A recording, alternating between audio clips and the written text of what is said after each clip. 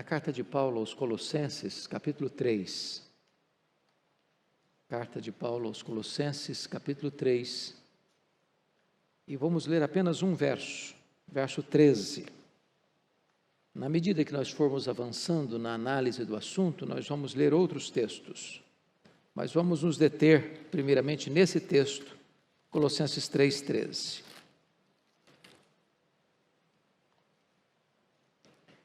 O apóstolo Paulo diz o seguinte: suportai-vos uns aos outros, perdoai-vos mutuamente, caso alguém tenha motivo de queixa contra outrem. Assim como o Senhor vos perdoou, assim também perdoai vós. Bom, eu gostaria de conversar um pouco com vocês hoje sobre essa questão fundamental, que é o perdão. Concordo com o apologeta cristão C.S. Lewis, quando ele disse que é mais fácil falar sobre perdão do que perdoar. Não é um grande desafio preparar um sermão sobre perdão, mas perdoar alguém que machucou você é uma experiência magnífica. Pastor Arival estava contando de ser o primeiro dia dos pais que ele passa sem o seu pai. E esta semana, precisamente domingo passado,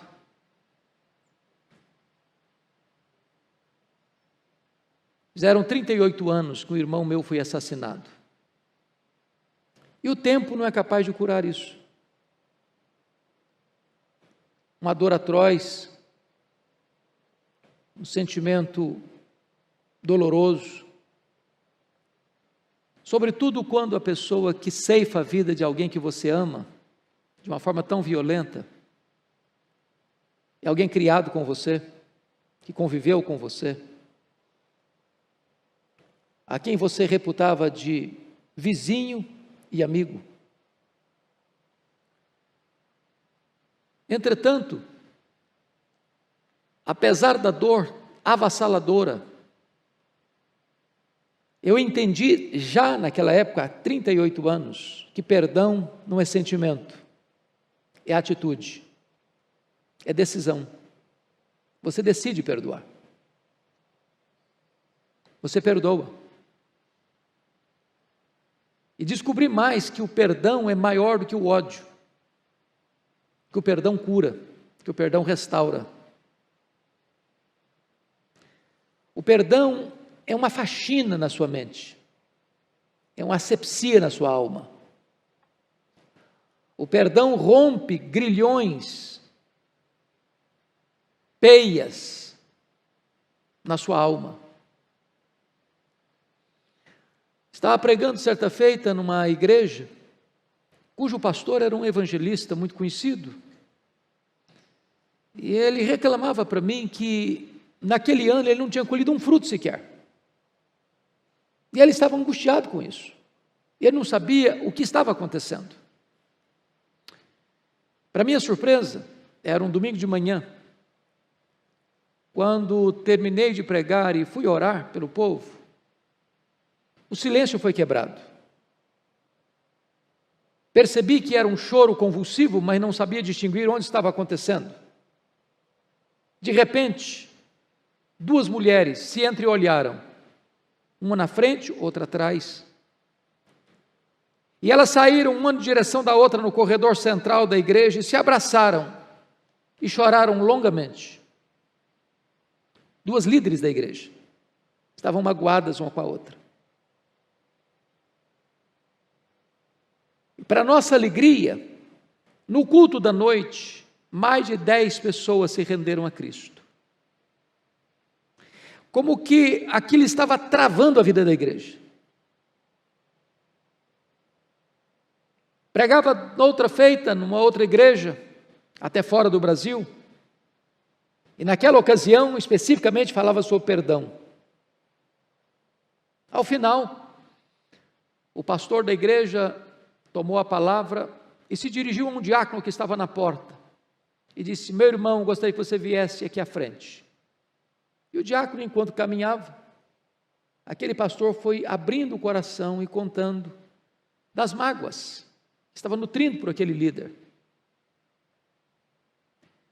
Quando ele se aproxima do púlpito, os dois se abraçaram, choraram, pediram perdão um para o outro. E, para nossa surpresa, focos de lágrimas e de choro começaram a acontecer dentro do templo. Várias pessoas procurando umas às outras para pedir perdão. Ernesto Nini, que vocês já ouviram certamente falar, um líder muito expoente do evangelicalismo brasileiro, falecido há pouco tempo, com mais de 100 anos de idade. Numa das suas obras, ao percorrer o Brasil, constatou que o pecado que ele mais encontrou na igreja evangélica brasileira foi o pecado da mágoa. Tem muitos líderes magoados, pastores feridos, presbíteros feridos, líderes feridos, que precisam ser tratados. A ferida está sangrando e precisa ter o óleo do Espírito de Deus, precisa ter a terapia do perdão de Deus, derramando o coração, trazendo cura, trazendo libertação, trazendo restauração. Então eu gostaria hoje de pensar um pouco com você sobre esse assunto. E quero começar a partir desse texto lido. E esse texto retrata para nós a primeira verdade que eu quero enfatizar nesta noite, que é a necessidade do perdão. E por que o perdão é tão necessário? Primeiro, por aquilo que está escrito aqui. Suportai-vos uns aos outros, perdoai-vos mutuamente, caso alguém tenha motivo de queixa contra outra. A primeira coisa que eu preciso de perdoar o meu irmão é que nós temos motivo de queixas uns contra os outros.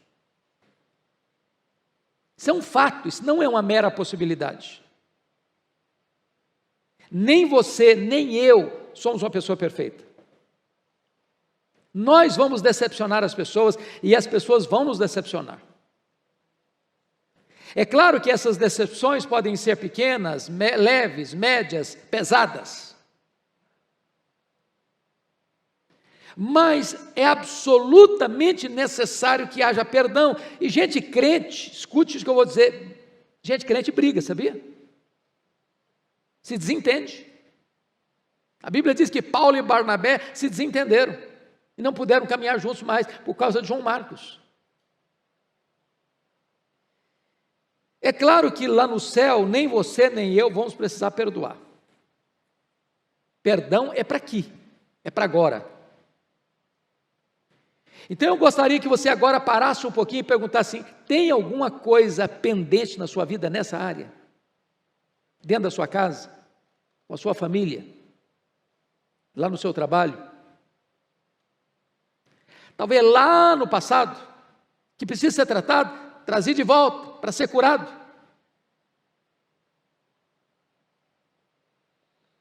Mas por que é necessário perdoar? Primeiro, amado, que se você é crente, você recebeu uma nova vida. E guardar mágoa não combina com essa nova vida que você recebeu. Eu não estou dizendo que se você é crente, você não está sofrendo injustiça.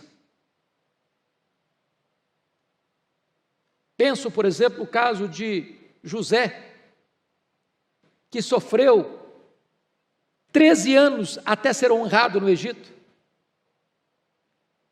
Mas antes de encontrar os seus irmãos, a decisão de perdão já estava no seu coração, porque quando nasceu o primeiro filho, ele botou o nome no menino de Manassés: o Senhor me fez esquecer.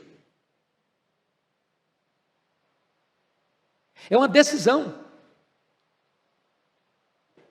A decisão que Jesus toma na cruz: Pai, perdoa-lhes porque não sabem o que fazem.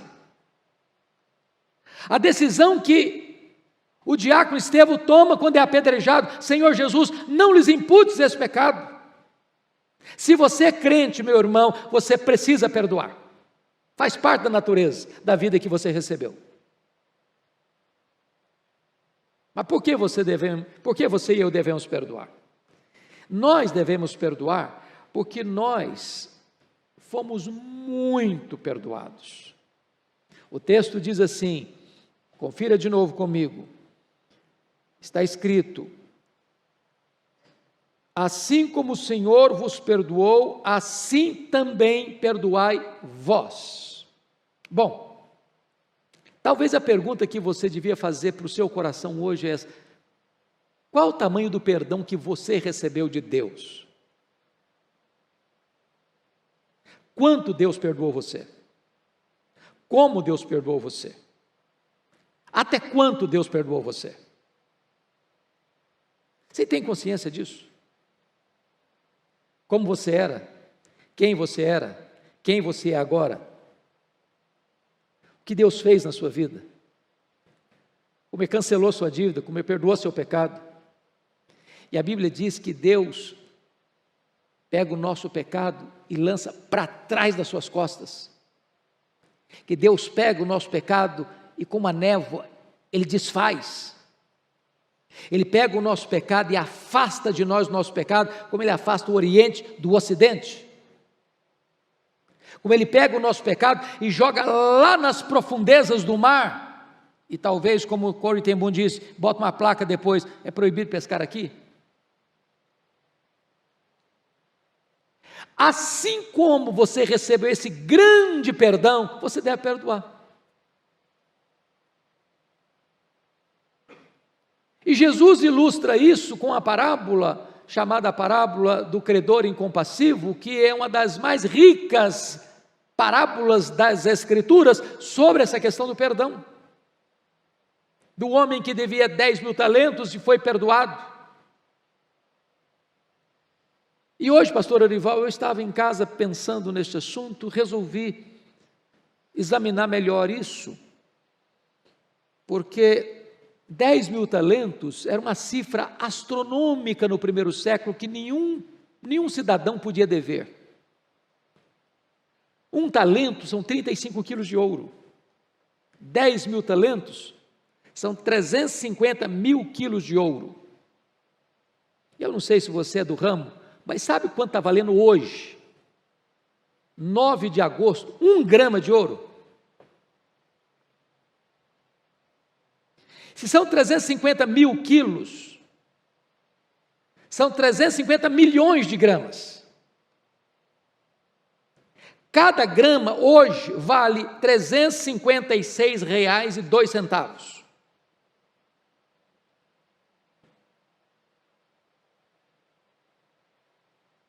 Para você ter uma ideia, na cifra que Jesus conta da parábola, alguém precisaria trabalhar no salário da época de 1 denário por dia 150 mil anos. E Jesus conta essa parábola com esse valor exagerado, maximizado, para mostrar uma verdade: o perdão que Deus deu para você e para mim é impagável. E se eu fui altamente perdoado, eu nunca vou poder dizer: olha, o abuso foi grande demais, a humilhação foi grande demais, o prejuízo foi grande demais. Não dá. Passou da conta. Para esse tipo de pecado não tem perdão. E a Bíblia então nos retoma e diz assim: assim como Deus em Cristo vos perdoou, assim também perdoai vós. Você e eu não temos desculpa. Não temos. Até porque, se você não perdoar, você não pode orar. Não pode orar. Está lá em Marcos 11:25. Não pode orar. Suas orações não vão funcionar. Se você não perdoar, você não pode adorar. Deus não aceita o culto. Lembra que Deus rejeitou Caim e a sua oferta? Por quê? Tinha ira, inveja no coração do Caim. Se você não perdoar, você não pode ser perdoado. Pai, perdoa-nos as nossas dívidas, assim como nós perdoamos os nossos devedores. Se você não perdoar, você adoece emocionalmente. Irmãos amados, o que tem de gente doente emocionalmente? Porque tem mágoa. E é nessa conjuntura que Tiago vai dizer que nós devemos confessar os nossos pecados uns aos outros para sermos curados. Tem doenças que são chamadas de hamartiagênicas. Hamartia é pecado no grego. Doenças hamartiagênicas são doenças geradas por problemas emocionais não resolvidos. A Organização Mundial de Saúde diz que mais de 50% das pessoas que passam pelos hospitais tratam-se de doenças psicossomáticas, doenças de fatores que problemas, mágoas, feridas, angústias da alma que não são resolvidas. Se você não perdoar, você é entregue aos flageladores, você não tem paz. Você vive numa masmorra emocional. Então esse é o primeiro ponto desse texto. Perdão é uma necessidade. Mas deixa eu ir para outro texto com você. Vá comigo para Mateus 18. Mateus 18. Porque ali Jesus aborda um outro aspecto desse assunto. Agora não é mais a necessidade. Agora é a medida desse perdão. Versículo 21 e 22. Você pode ler comigo em voz alta? Vamos juntos?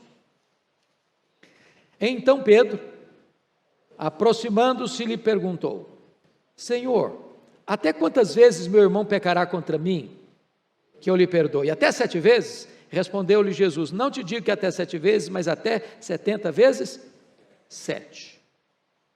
Bom, é claro que quando Pedro faz essa pergunta, ele queria talvez receber um elogio de Jesus.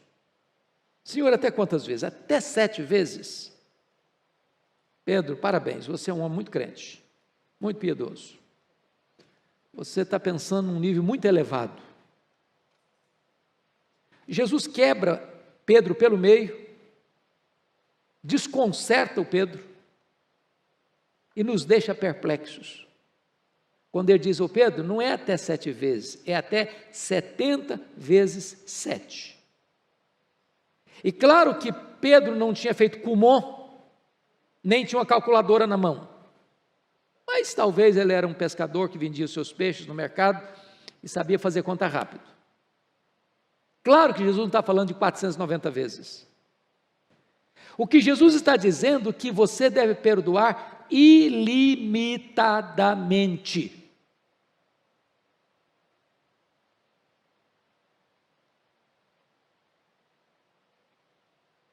Porque, pense comigo, irmãos, na prática, se alguém falha com a gente, tá bom, tudo bem, está relevado, ok. Aí a pessoa falha de novo. Você já diz, está bem, já com a cara meio amarrada. Se ela, desculpa da expressão, se ela pisar na bola a 3ª vez, você já está com raiva dela. Bom, antes de chegar em 7 vezes, você já não quer ver a cara dela mais. Honestamente, não é assim que acontece com a gente? Agora vamos parar um pouquinho para pensar. Imagine que eu chego para Deus: Senhor, pequei, Senhor. Tá bom, filho. Você está arrependido? Estou, Senhor. Perdoado. Aí amanhã, ó Senhor, eu pequei, Senhor. Imagine você que, chegando a 7ª vez, eu falo: meu filho, agora você se vira para lá. Não me preocupe mais não. Quero nem ver sua cara mais. O que seria de você, o que seria de mim, se Deus fizesse isso com a gente?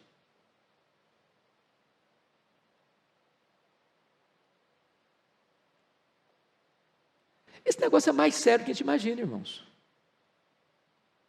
Vida cristã é coisa muito mais séria do que a gente imagina. Senhor, é até 7 vezes? Não, Pedrão, não é até 7 vezes, não, é até 70 vezes 7. Não tem limite. Mas eu não estou falando de coisinha miúda, não. Eu posso falar de coisa grave, séria. Vamos pensar, por exemplo, no testemunho de Corrie ten Boom. Alguém já leu, chegou a assistir lá atrás o filme O Refúgio Secreto? Alguns aqui já viram. Você se lembra desse fato no período da Segunda Guerra, os nazistas massacrando o mundo? Aquela família da Holanda foi capturada. Todo mundo morreu, exceto 2 meninas, que escaparam, foram para o campo de concentração. Corrie ten Boom e Betsie ten Boom.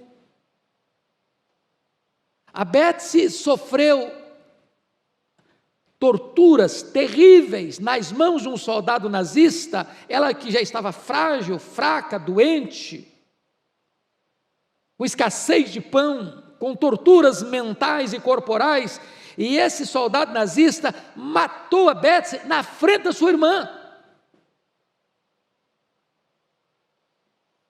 E gosto de sangue veio na sua boca.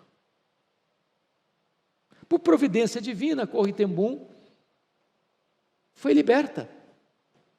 Saiu do campo de concentração, escapou. A guerra acabou.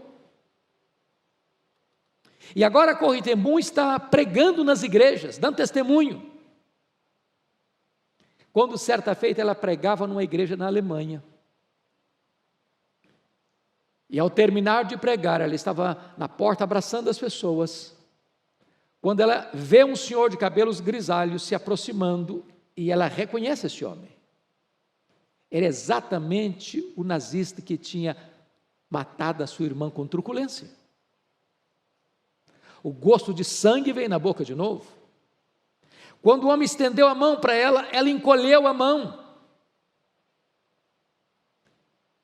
Mas você sabe quando o Espírito Santo de Deus fala com a gente? Não estou falando de falar com a voz audível, nem com voz mística. É aquela convicção de Deus que lhe dá no momento. E então ela estendeu a mão e disse a ele: eu sei quem é o Senhor. Eu sei o mal que o Senhor me fez. Mas em nome de Jesus, o Senhor está perdoado. Fique livre, porque agora eu estou livre. Perdoe. Não importa o que a pessoa fez. Passa a esponja do sangue do cordeiro nessa ferida. Fique livre. Pois bem, eu gostaria então de concluir, levando vocês ao terceiro e último texto. Vá comigo para Lucas 17, versículos 3 a 5. Porque aqui tem algumas lições importantes. Primeiro é a necessidade, segundo é a medida. Agora a questão é como eu perdoo. Quais são os passos que eu devo dar? Então vamos lá.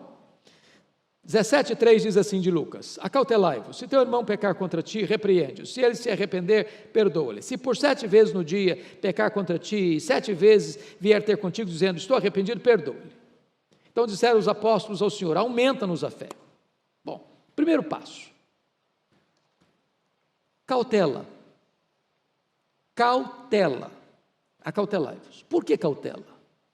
Porque não se trata desse assunto perdão sem envolver gente machucada. Então, você não vai a um médico com o braço quebrado e ele dá murro no seu braço. Tem que tratar com jeito, com tato, porque está o quê? Quebrado. A gente tem que ter cuidado para não abrir mais a ferida ainda. Ou não usar, numa expressão bem brasileira, uma marreta de 5 quilos para pregar uma taxinha. Uma força desproporcional ao problema. Vá com cautela. Porque tem gente que até no ato de pedir perdão ou de perdoar, manifesta a sua arrogância. E diz assim, olha, porque eu sou um homem de Deus, cheio do Espírito Santo, eu resolvo perdoar você que é um crápula. Bom, em vez de resolver o problema, ele criou mais um. Cautela. Segundo lugar, veja comigo. Se teu irmão pecar contra ti, repreende-o. O que o texto está querendo dizer para você é o seguinte: não jogue mágoas debaixo do tapete. Não vá levando a vida cristã empurrando com a barriga. Trate do assunto. Há um ditado brasileiro que é muito comum: é melhor você ficar vermelho 10 minutos do que amarelo a vida inteira. Resolva o assunto.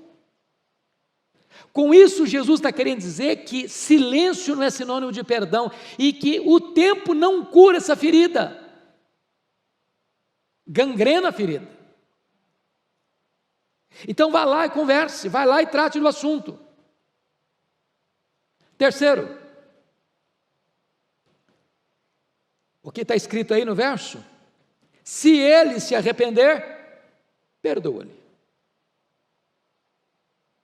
Mas note você, se o teu irmão pecar contra ti, vai a ele, não vai ao vizinho, não vai ao pastor, não vai ao presbítero, não vai ao diácono, não vai ao colega, não vai a turma, gente, fulano fez coisa errada comigo. Não, trate com ele, resolva o assunto lá. Resolvido o assunto, acabou.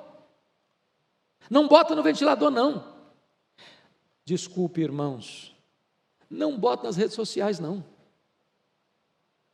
Se o teu irmão pecou contra ti, vai a ele, não é a mulher dele, não é o filho dele, não é o pai dele, não é a vizinhança dele, vai a ele, trata do assunto. Se ele se arrependeu, está resolvido, perdoa. Agora, notem comigo, que chega no versículo 4, o que Jesus está dizendo aí é tão chocante, é tão fora da realidade do sentimento humano, que nós chamaríamos de um perdão ilimitado. Confira aí, versículo 4. Se por 7 vezes no dia pecar contra ti, e 7 vezes, está implícito, no dia vier ter contigo, dizendo, estou arrependido, perdoa-lhe. É claro que Jesus, assim como na parábola do credor incompassivo, usa uma cifra astronômica, aqui ele usa uma realidade impossível. Eu não conheço nenhum caso de alguém furar com você deliberadamente 7 vezes num dia só. E 7 vezes reconhecer o erro e vir pedir perdão. Eu não conheço nenhum caso. Mas Jesus usa esse caso exagerado exatamente para dizer uma coisa: ainda que aconteça esse fato exagerado, perdoe ilimitadamente. Ilimitadamente.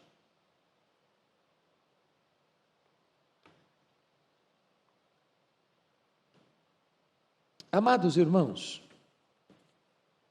agora notem comigo.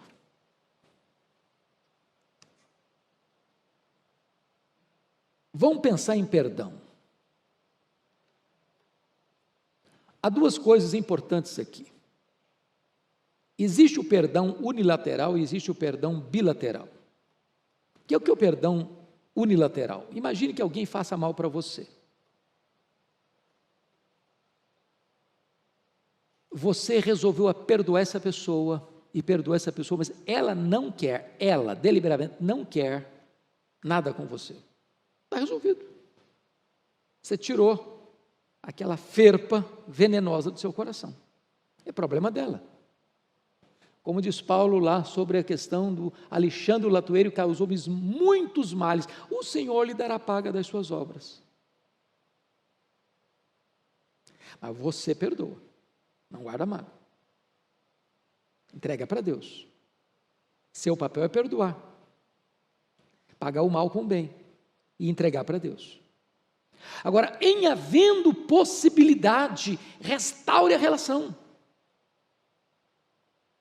Lembra o que aconteceu no ensaio do discurso do filho pródigo? Ele ensaiou um discurso: eu vou chegar lá e eu vou falar para meu pai: pai, eu pequei contra ti, pequei, etc e tal, então faz o seguinte, eu digno de ser filho eu não sou mais, então me trata como um dos teus trabalhadores, jornaleiros. E você está feliz com isso? Mas o pai diz: não, você é filho, vou trazer roupa nova, vou trazer anel, vou trazer sandália, vou fazer uma festa, vou restaurar, meu filho, a nossa relação anterior. Não é plenamente cristão você dizer, eu te perdoo, mas você para lá e eu para cá. Porque se Deus fizesse isso com você e comigo, o que seria de nós?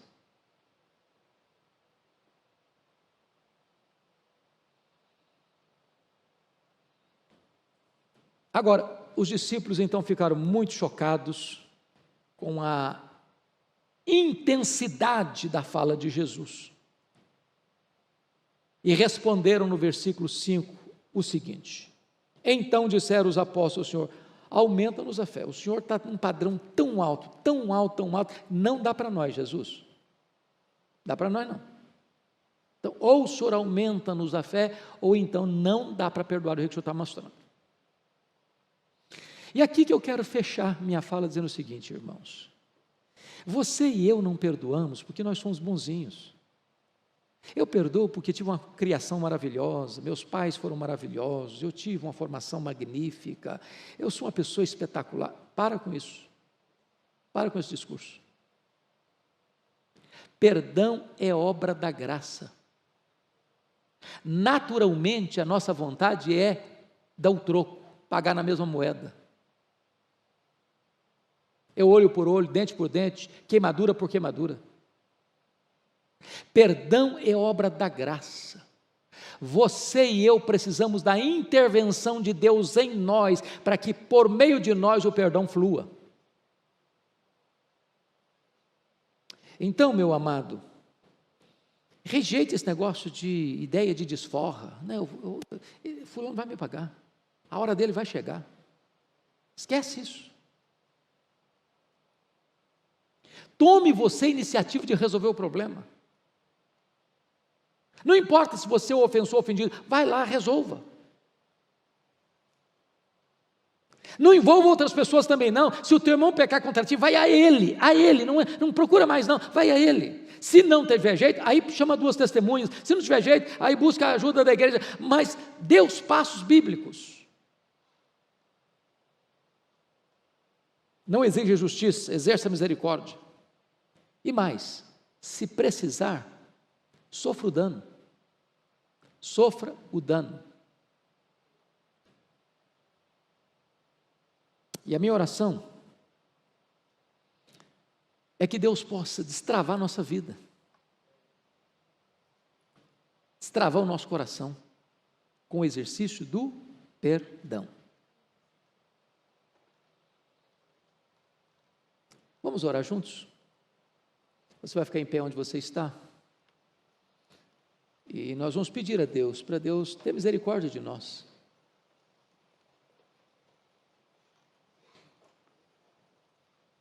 Se tem alguma pendência na sua vida nesta área, antiga ou recente,